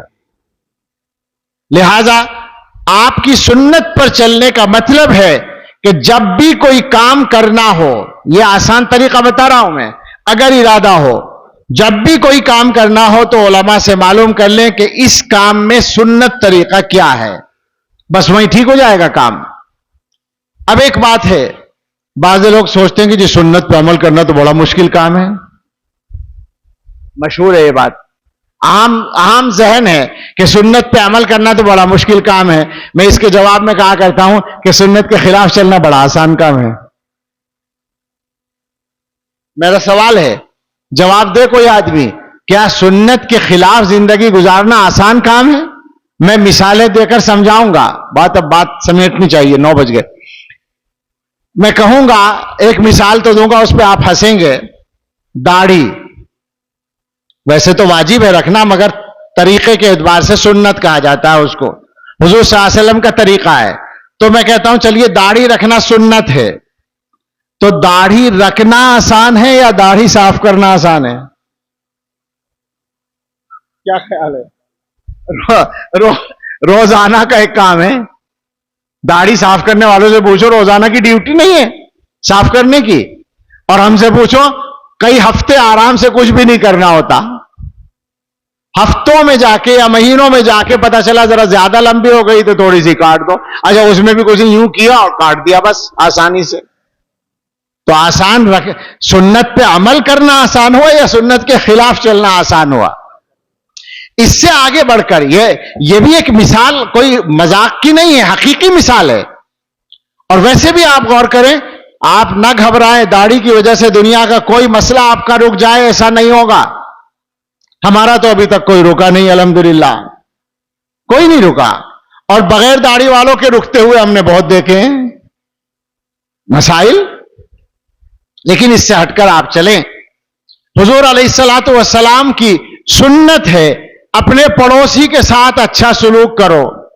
تو پڑوسی کے ساتھ اچھا سلوک کرنا آسان ہے یا لڑائی کرنا آسان ہے؟ بتاؤ مجھے۔ حضور صلی اللہ علیہ وسلم کی سنت ہے بیوی کے ساتھ اچھا سلوک کرو، بیوی شوہر کے ساتھ اچھا سلوک کرے تو اس کے ساتھ اچھا سلوک کرنا آسان ہے یا لڑ لڑ کے رہنا آسان ہے؟ اچھا سلوک کرنا آسان ہے۔ حضور کی سنت یہ ہے کہ جب کاروبار کرو تو سچ بولو، وعدہ پورا کرو، سامان میں کوالٹی خراب نہ کرو، جو کوالٹی بتاؤ وہی کوالٹی دو، یہ حضور کی سنت ہے۔ ایسے کرنے میں فائدہ ہے یا اس کے خلاف کرنے میں فائدہ ہے؟ تجارت کس کی چلتی ہے؟ جو ایمانداری سے کام کرتا ہے، کوئی بھی ہو وہ اس کی تجارت چل جاتی ہے۔ حضور کی سنت کے مطابق چلتا ہے تو تجارت چلتی ہے، خلاف چلتا ہے تو نہیں چلتی ہے۔ تو ایک ایک قدم پر حضور علیہ الصلوۃ والسلام کی سنتوں کو جانتے رہیے اور عمل کرتے رہیے۔ میں اس کو یوں کر کے بھی کہتا ہوں کہ اگر یہ کہا جا رہا ہے کہ سنت پہ چلنا ہے، آپ کا اتباع کرنا ہے، تو کوئی نئی ڈیوٹی نہیں لگائی جا رہی، نیا کام کرنے کو نہیں کہا جا رہا۔ جو کام آپ صبح سے شام تک کرتے ہیں وہی کام کرنے ہیں، بس طریقہ صحیح کر لینا ہے۔ بھائی صبح کو اٹھ کر بہت سارے لوگ نماز نہیں پڑھتے، ان کو نماز پڑھنی ہے، تو آپ مجھے بتائیں، تجربہ کر کے بتا دیں، نماز نہ پڑھنے میں آسانی ہے یا نماز پڑھنے میں آسانی ہے؟ ایمان والے کی بات ہو رہی ہے، جو ایمان والا ہے، جو مسلمان ہے۔ اچھا، نماز پڑھنے کے بعد اب مثلا گھر کے کام کرنے ہیں، دکان پر جانا ہے، تو روزانہ جاتے ہی ہو نا، جس طرح کرتے ہو اس کو معلوم کر کے سنت کے مطابق کر لو، نیا کام تو کوئی ذمہ نہیں لگا۔ ہاں، وہ راستہ مل گیا جو عزت کا راستہ ہے۔ کون مسلمان ہے؟ بلکہ مسلمان نہیں، دنیا کا کوئی بھی جاننے والا آدمی ہمیں بتائے کہ دنیا میں سب سے زیادہ عزت والی زندگی گزارنے والی شخصیت کون ہے؟ کیا حضرت محمد صلی اللہ علیہ وسلم کے علاوہ کوئی نام آ سکتا ہے؟ نہیں آ سکتا۔ کوئی غیر مسلم بھی کوئی اور دوسرا نام نہیں لے سکتا۔ سب سے زیادہ عزت کی زندگی ہمارے آقا نے گزاری ہے، سب سے زیادہ کامیاب زندگی۔ کامیاب کا مطلب ہوتا ہے کہ جو مشن ہو وہ پورا ہو جائے، جو ارادہ کیا ہو وہ پورا ہو جائے، جو پلان بنایا ہو وہ پورا ہو جائے۔ اس اعتبار سے سب سے زیادہ کامیاب زندگی حضرت محمد الرسول اللہ صلی اللہ تعالی علیہ وسلم نے گزاری ہے.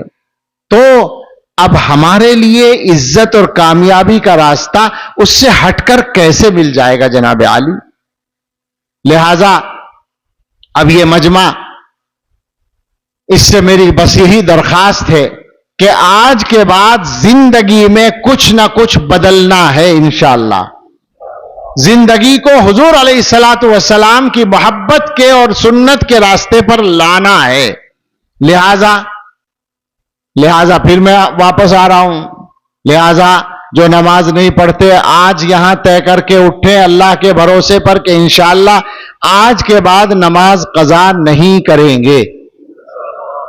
کوئی نماز بھی نہیں چھوٹے گی، مرد ہوں یا عورتیں ہوں. ارادہ کر لیں اللہ کے واسطے. بغیر اس کے کام چلنے والا نہیں. کبھی آپ سمجھتے ہو کہ کام تو چل ہی رہا ہے، آپ کا کام چل نہیں رہا ہے، رک رہا ہے. اور یہاں کا کام تو جیسا کیسا ہے، آخرت میں جا کے تو بہت بڑی رکاوٹ بن جائے گی. سب کو جنت میں جانا ہے، وہاں پوچھا جائے گا پہلے نماز کا حساب دو پھر جانا جنت میں، تو کیا ہوگا؟ تو نماز آج سے ہی انشاءاللہ ہم سب نماز کی پابندی شروع کر دیں گے. دوسرا کام یہ ہے کہ اپنے گھروں میں حلال کے علاوہ کوئی پیسہ بھی لانا بند کر دیں گے انشاءاللہ. اگر اب تک آ رہا ہو، بہت سارے لوگ وہ ہیں جن کے یہاں نہیں آ رہا، لیکن جن کے ہاں آ رہا ہو وہ طے کر کے اٹھیں کہ انشاءاللہ حلال آئے گا، حرام نہیں آئے گا. سودی قرضے کا آج کے بعد سے خاتمہ کرنا ہے انشاءاللہ. آپ یہ نہ سوچیں کہ عجیب مولوی آیا، سیرت کی تقریر یا تقریر شروع ہوئی تھی اور بات ہو رہی سودی قرضے کی. جناب عالی حضرت محمد صلی اللہ تعالی علیہ وسلم کی سیرت میں یہ سب داخل ہے. حضور نے تو حجۃ الوداع فتح مکہ میں اعلان کیا ہے سود کا خاتمہ کرتے ہیں، اور اپنے گھر اپنے چچا کے سود سے آغاز کیا کہ میرے چچا کا جن لوگوں پر سود لازم ہے وہ سب معاف ہے. ختم کر دیا. یہ دنیا نے آپ کو الجھا رکھا ہے. میں خواتین سے بھی کہوں گا کہ آج کے بعد آپ طے کر لیں کہ آپ کے گھر میں قرضہ نہیں آئے گا جو سودی قرضہ آتا ہے. طے کر کے بیٹھیں اور اللہ سے مانگیں. اور مردوں سے کہوں گا حلال آمدنی کو بڑھانے کی کوشش کریں. حضرت محمد صلی اللہ تعالی علیہ وسلم کی سیرت میں یہ بھی شامل ہے کہ آدمی اپنا اور اپنے گھر والوں کا خرچ حلال طریقے سے کرنے کا انتظام کرے. یہاں تک فرما رکھا ہے کہ آدمی کسی غریب کو صدقہ دیتا ہے، کسی مسکین کو صدقہ دیتا ہے.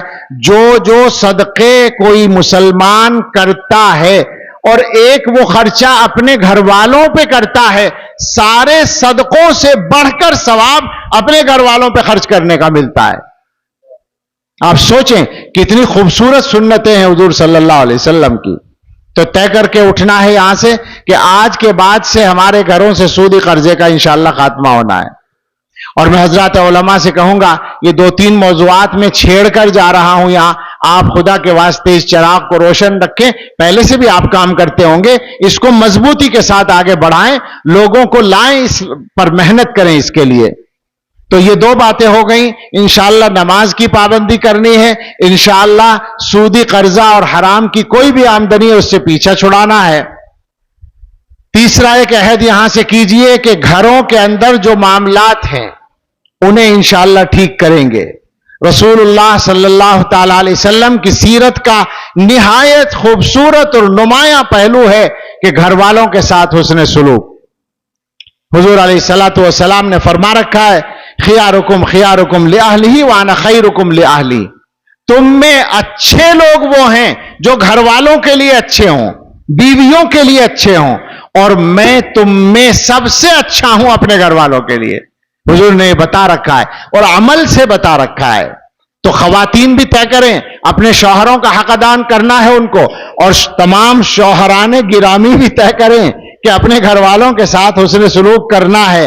اگر آپ اپنے گھر والوں کی رعایت سے کام لیں گے تو پھر بھی آپ شوہر ہی رہیں گے، اپنے اس منصب سے اتر نہیں جائیں گے، بلکہ زیادہ عزت مل جائے گی اور زیادہ سکون آ جائے گا زندگی میں. دیکھیے یاد رکھیے حضور کی ہر سنت عزت کا راستہ اور سکون کا راستہ ہے. ہمارے حضرت فرمایا کرتے ہیں کہ اللہ تعالیٰ نے ہر سنت کے ساتھ محبوبیت کی ایک مقدار رکھ دی ہے.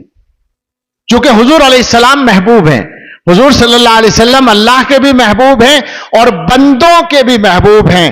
اللہ کے بعد سب سے زیادہ محبت جس ذات سے کی گئی ہے وہ حضرت محمد صلی اللہ علیہ وسلم ہے. یہ پکی بات ہے.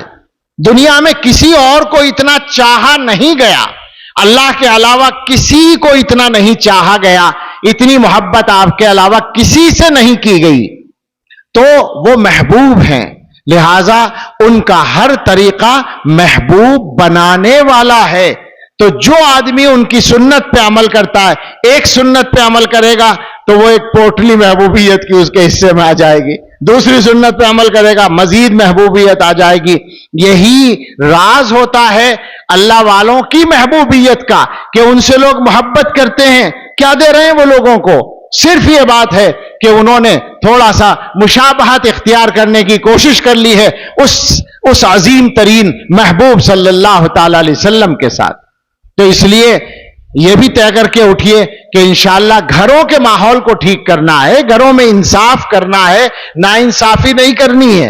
اور ایک گزارش اور کروں گا، حضور علیہ الصلوۃ والسلام نے جس طرح انسانوں کے حق ادا کرنا سکھایا تو اسی کا نتیجہ یہ ہوتا تھا کہ لڑائی نہیں ہوتی تھی. صحابہ کے ہاں لڑائی ہوتی بھی تھی تو ختم ہو جاتی تھی، باقی نہیں رہتی تھی. اور ہم لوگوں کی لڑائیاں باقی رہتی ہیں، بھائیوں تک میں سالوں سالوں بول چال بند رہتی ہے، پڑوسیوں سے جھگڑے ہوتے ہیں، رشتہ داروں سے جھگڑے ہوتے ہیں، پارٹنروں سے جھگڑے ہوتے ہیں. عجیب مصیبت کی زندگی ہم لوگ گزار رہے ہیں. اختلافات ختم کر لیں، آپس کے جھگڑے ختم کر لیں. سیرت کے جلسے کا یہ بھی پیغام ہے، ورنہ آپ کا پیسہ، آپ کا وقت، آپ کا دماغ سب اسی میں خرچ ہوتا ہے اور آپ اپنے کام نہیں کر پاتے. یہ سچائی ہے. اس کو ختم کریں، چاہے چھوٹا بن کے ختم کرنا پڑے. آپ یقین کریں عزت اللہ کے ہاتھ میں ہے. اگر چھوٹا بن کے اپنے اختلاف کو ختم کریں گے اللہ آپ کو بڑا بنا دے گا. یہ بات یہاں سے یقین کے ساتھ لے کر جائیے کہ حضور علیہ الصلوۃ والسلام کا راستہ عزت کا راستہ ہے، محبت کا راستہ ہے، ترقی کا راستہ ہے، کامیابی کا راستہ ہے اور سکون کا راستہ ہے. اسی لیے اللہ تعالیٰ نے فرما رکھا ہے، میں نے آیت پڑھی تھی، ایک ہی آیت پڑھی تھی چھوٹی سی، وَمَا آتَاكُمُ الرَّسُولُ فَخُذُوهُ وَمَا نَهَاكُمْ عَنْهُ فَانْتَهُوا. جو کچھ پیغمبر دیں اسے لے لو اور جس سے روکیں اس سے رک جاؤ. واتقوا اللہ ان اللہ شدید العقاب. اور اللہ سے ڈرو، اللہ بہت سخت سزائیں دینے والا، اللہ کی سزا بہت سخت ہے. تو بس ہم سب یہاں سے اٹھ کر جائیں. اور اس کے آخر میں بات ختم کرتے ہوئے یہ عرض کروں کہ اگر ہم سب اس ارادے میں سچے ہیں اور ہم نے ایمانداری سے اپنے اس عہد کو پورا کیا، یہ ہزاروں کا مجمع اگر یہ طے کر کے اٹھ جائے کہ ہمیں حضرت محمد صلی اللہ تعالی علیہ وسلم کے نقش قدم پر چلنا ہے، تو آپ یقین کریں دنیا کے حالات آپ کے لیے کوئی مسئلہ نہیں رہیں گے. دنیا والوں کے لیے بھی آپ محبوب بن جائیں گے. دنیا والے بھی آپ کو اچھا سمجھنا شروع کر دیں گے اور دنیا کے مسائل میں بھی آپ کو اور ہمیں آسانی ہوگی.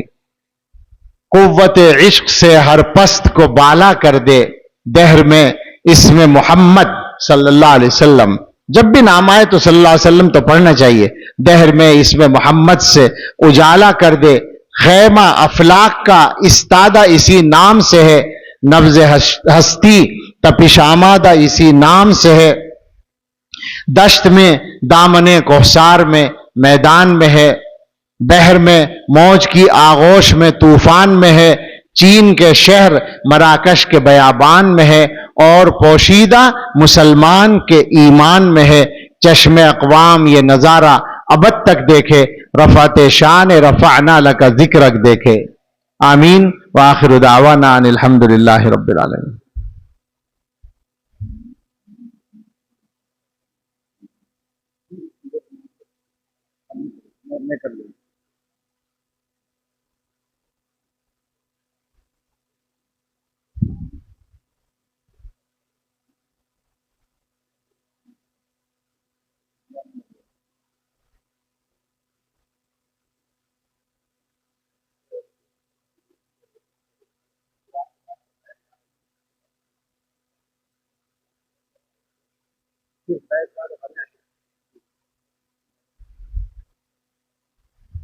اور کوئی کام تو نہیں نا؟ بس اب انشاءاللہ دعا ہوگی. دعا سے پہلے دو باتیں عرض کرنی ہیں. ایک تو بہت معذرت کے ساتھ یہ گزارش ہے کہ مسافے کی کوشش نہ کریں. میں نے ان سے وعدہ کیا تھا مسافہ کرنے کا، اب میں وعدہ خلافی کرنے جا رہا ہوں. آپ کہیں گے سنت کے خلاف کرنے جا رہا ہے خود ہی، لیکن اگر آپ اجازت دے دیں گے تو سنت کے خلاف نہیں ہوگا. بات کیا ہے، مجمع اتنا زیادہ ہے کہ کم سے کم مجھے تجربہ ہے مسافے کرنے کا، تو اس سے آدھے مجمع سے مسافہ کرنے میں تقریباً پون گھنٹہ لگتا ہے. اس مجمع سے مسافہ کرنے میں 1.25 گھنٹہ جائے گا. آپ کا بھی خرچ وقت زیادہ ہوگا، اور میں سچی بات ہے اتنی ہمت نہیں رکھتا، میری صحت بھی اچھی نہیں، میں تھکا ہوا بھی ہوں. تو آپ میرے اوپر رحم کھاتے ہوئے میری معذرت قبول فرما لیں، اور اس پر میں آپ کو الگ سے دعا دوں گا. اللہ آپ سب کو خوش رکھے. مسافے سے معذرت ہے. اور مولانا نے بتایا کہ کچھ لوگ بیعت ہونا چاہتے ہیں، تو اس بارے میں دو باتیں کہوں گا. جو بھی بیعت ہونے والے ہیں وہ دعا کے بعد فوراً قریب آ جائیں. یہیں رہیں گے، قریب میں آ جائیں گے تو انشاءاللہ ہم بیعت کر لیں گے. لیکن بیعت کو رسم کے طور پر نہ کریں، اور بیعت دکھانے کے لیے نہ کریں، بلکہ یہ سوچ کر کریں کہ ہمیں اپنی زندگی کو بدلنا ہے. زندگی بدلنا مقصد، اور بدل کر کہاں لے جانا ہے؟ ابھی جو بات ہو رہی تھی، اللہ کے نبی صلی اللہ علیہ وسلم کے طریقے پر لے جانا ہے. شریعت پر چلنا ہر مسلمان کا فرض ہے، اور اس پر چلنے میں رکاوٹیں آتی ہیں شیطان کی طرف سے، نفس کی طرف سے. ان رکاوٹوں کا مقابلہ کرنے کی طاقت اپنے اندر پیدا کرنی ہے. اس مقصد کے لیے بیعت ہوتے ہیں. یعنی وہ کام جو پہلے سے ہمارے ذمے ہے شریعت پر چلنے کا، اس کو آسان کرنے کے لیے یہ کام ہوتا ہے. تو اس نیت سے اپنے گناہوں سے توبہ اور آئندہ شریعت پر چلنے کی آسانی حاصل کرنے کی نیت سے بیعت کریں. اس نیت سے جو حضرات بیعت ہونا چاہیں گے دعا کے بعد ان کو بیعت کر لیں گے. یا ایسا کرتے ہیں الگ سے پھر انتشار ہوگا مجمع میں کلمات ابھی پڑھوا دیتا ہوں.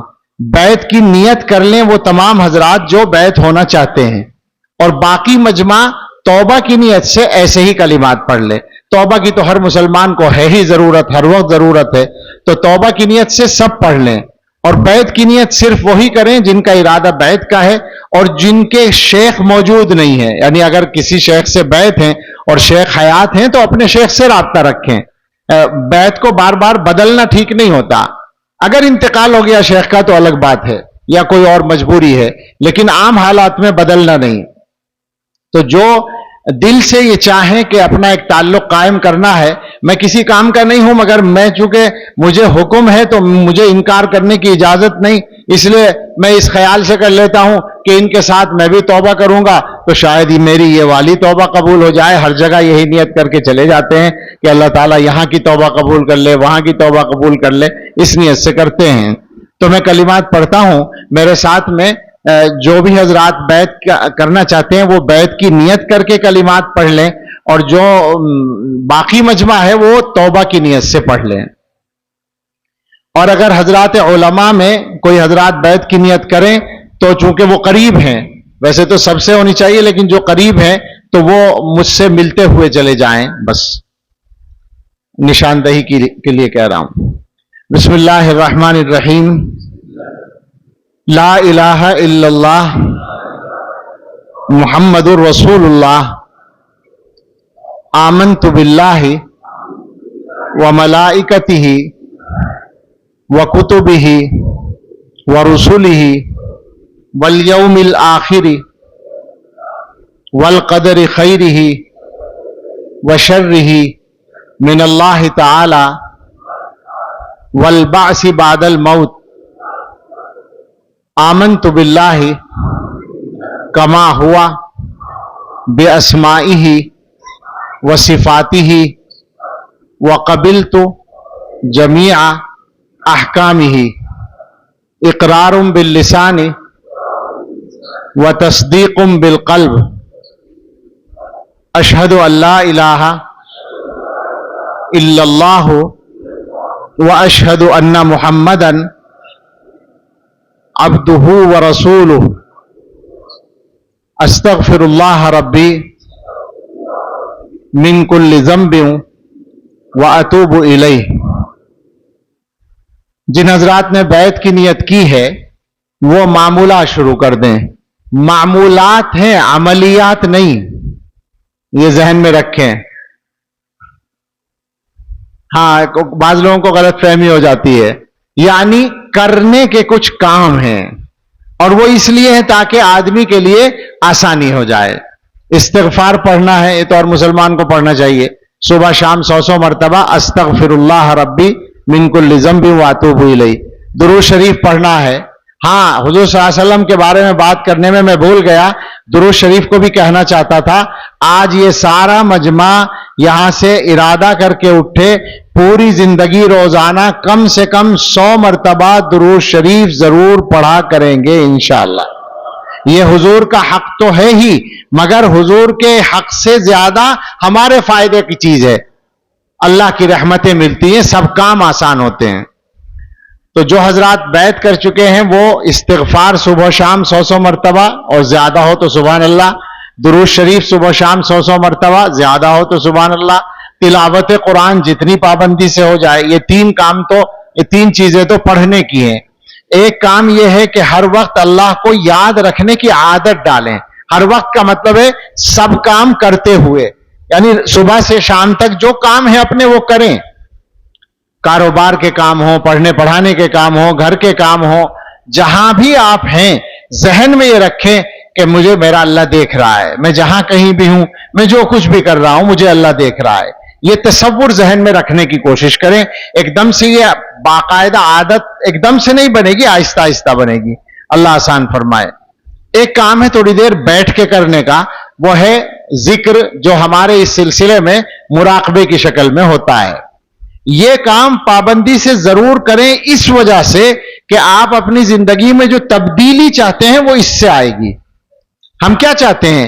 गुनाहों के तकाजे पर काबू पाना आसान हो जाए, इबादतें करना आसान हो जाए, ये ताकत इससे पैदा होगी।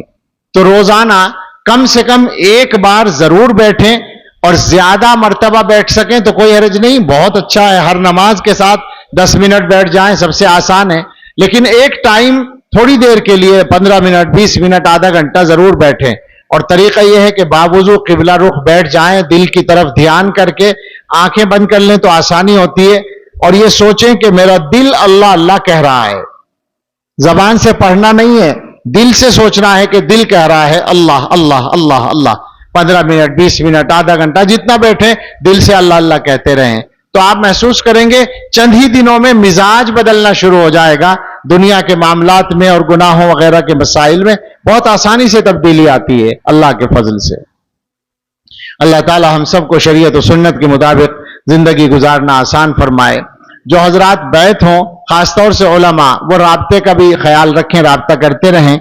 और माशाअल्लाह ये हुआ कि हमारे रफीक हजरत मौलाना अयूब साहब यहाँ तशरीफ लाए, तो इनकी बरकत से बहुत जल्दी की एक तारीख तय हो गई है। 22 नवंबर को इनके यहाँ मैं हाजिर होऊंगा। कहाँ?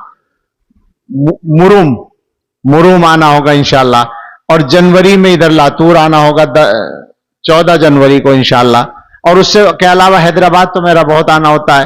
तो जहां जिसका मौका हो राब्ता और मुलाकात कर सकते हैं आसानी से, या फिर आजकल तो अल्लाह ने बहुत आसान कर दिया है, फोन पर राब्ता, व्हाट्सएप पर मैसेज, राब्ते से आसानी रहती है। अल्लाह ताला हम सब के लिए आसान फरमाए और अल्लाह इस प्रोग्राम को कबूल फरमाए। दुआ कर लें।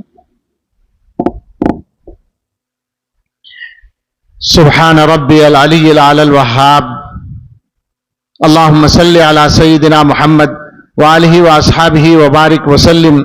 अल्लाहुम्मा सल्लि अला सय्यिदिना मुहम्मद व आलिहि व अस्हाबिहि व अज़वाजिहि व ज़ुर्रिय्यातिहि कमा तुहिब्बु व तर्दा अदद मा तुहिब्बु व तर्दा।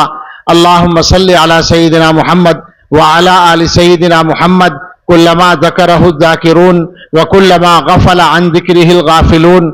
अल्लाहुम्मा सल्लि अला सय्यिदिना मुहम्मद व अला आलि सय्यिदिना मुहम्मद सलातन तुंजीना बिहा मिन जमीइल अहवालि वल आफ़ात व तक़दीलना बिहा जमीअल हाजात व तुताहिरुना बिहा मिन जमीइस सय्यिआत व तरफ़उना बिहा इंदका अअला दरजात व तुबल्लिगुना बिहा अक़सल गायात मिन जमीइल खैरात फिल हयाति व बअदल ममात इन्नका अला कुल्लि शैइन क़दीर। ربنا آتنا فی الدنیا حسنۃ وفی الآخرۃ حسنۃ وقنا عذاب النار ربنا لا تزغ قلوبنا بعد اذ هديتنا وهب لنا من لدنك رحمۃ انك انت ذریاتنا قرۃ اعین واجعلنا للمتقین اماما۔ اے اللہ، ہم آپ کے کچھ بندے یہاں جمع ہوئے اور ہم آپ کی خوشنودی کے لیے، آپ کی رحمت کو متوجہ کرنے کے لیے ڈرتے ڈرتے کہتے ہیں کہ ہمارا یہاں آنے کا مقصد کوئی دنیا کی چیز حاصل کرنا نہیں تھا، بلکہ ہم آئے تھے آپ کے حبیب اور اپنے محبوب حضرت محمد صلی اللہ علیہ وسلم کا ذکر خیر سننے اور کرنے کے لیے۔ اللہ ہمارے آنے کو قبول فرما لیجئے، اللہ اس قبولیت کو اس طرح ظاہر فرما دیجئے کہ جو باتیں کہی گئی ہیں کہنے والے گناہگار کو بھی اور سارے مجمع کو ان پہ عمل کرنے کی توفیق دے دیجئے۔ اللہ ہمارے دل آپ کے قبضے میں ہے، ہمارے اعضاء آپ کے قبضے میں ہیں، ہماری پیشانیاں آپ کے قبضے میں ہیں۔ اللہ ہمیں اپنی طرف بلا لیجئے، اللہ اپنا بندہ اچھا بندہ بنا لیجئے۔ اللہ نبی پاک صلی اللہ علیہ وسلم کی سنتوں پہ چلنا آسان فرما دیجئے۔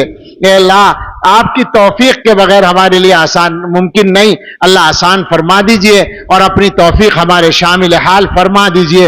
اے اللہ، جس محبت سے لوگ جمع ہوئے ہیں، اس کی برکت سے حضرت نبی پاک صلی اللہ تعالی علیہ وسلم کا ہم سب کو، ہمارے گھر والوں اور متعلقین کو کامل اتباع نصیب فرما دیجئے۔ اللہ، وہ کیسا اچھا دن ہوگا جب اب ہم جیسے گناہگار بھی سنتوں پہ چلنے والے بن جائیں گے۔ اللہ، ہم مسلمانوں میں عام طور پر حضور کے نقش قدم پر چلنے کا ارادہ اور جذبہ پختہ ہوگا۔ کتنے اچھے دن بن جائیں گے وہ، اللہ کیسی اچھی زندگی ہو جائے گی وہ۔ اللہ ایسا مقدر ہم سب کے لیے فرما دیجئے۔ اے اللہ، جسمانی اور روحانی بیماریوں سے شفا دے دیجئے۔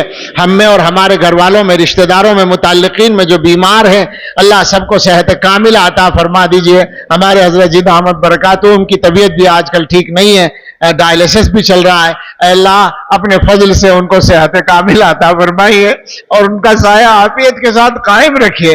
اللہ، اور بھی جو ہمارے اساتذہ مشائخ بیمار ہیں، علماء بیمار ہیں، اللہ ہمارے گھروں میں کوئی بیمار ہیں، کسی کے والدین میں کوئی بیمار ہیں یا چھوٹوں بڑوں میں بیمار ہیں، ہمارے دارالعلوم کے استاذ ہیں قاری ارشاد صاحب اور ان کی بیٹی ایک ہے، وہ دونوں بیمار ہیں۔ اللہ ان سبھی کو، ہم سب کو شفائے کامل عطا فرما دیجئے۔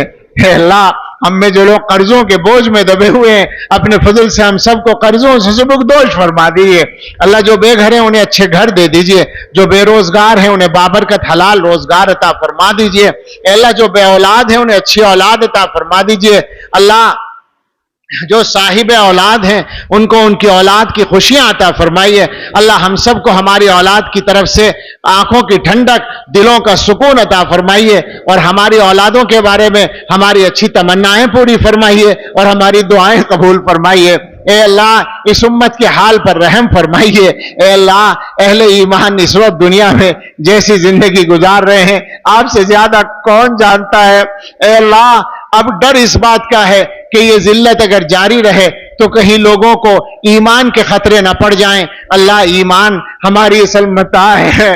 اللہ اگر کسی مسلمان سے ایمان چھن جائے تو اس کے پاس بچتا کیا ہے؟ اے اللہ اپنے فضل سے ہم سب کے، ہمارے بیوی بچوں کے، رشتہ داروں کے، خاندان والوں کے اور ساری امت کے لوگوں کے ایمان کو بچا لیجئے۔ اللہ ایمان کی حفاظت فرمائیے، دین پر استقامت عطا فرمائیے۔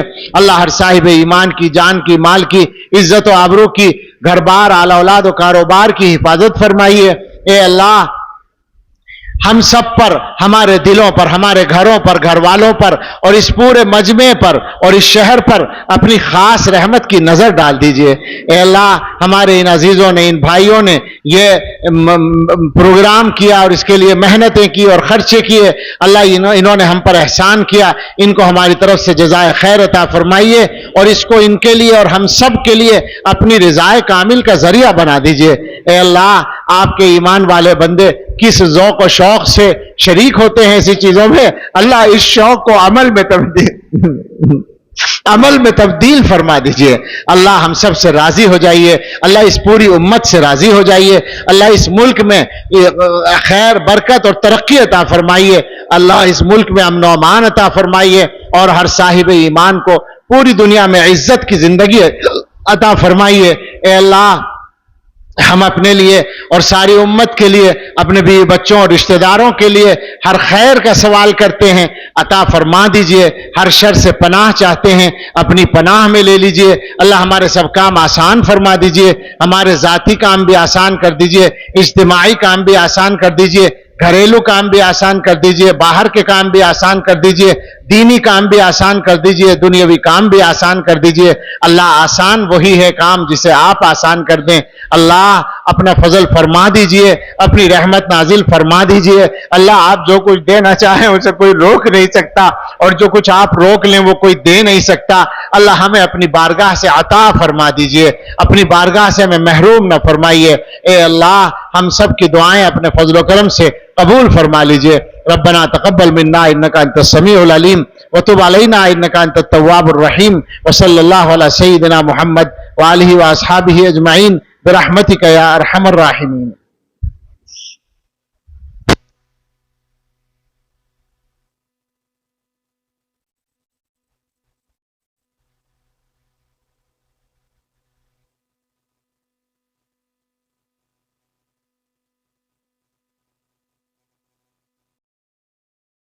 ان سے مسافہ کرنا یہ ثواب کی ہو، یاد رکھو.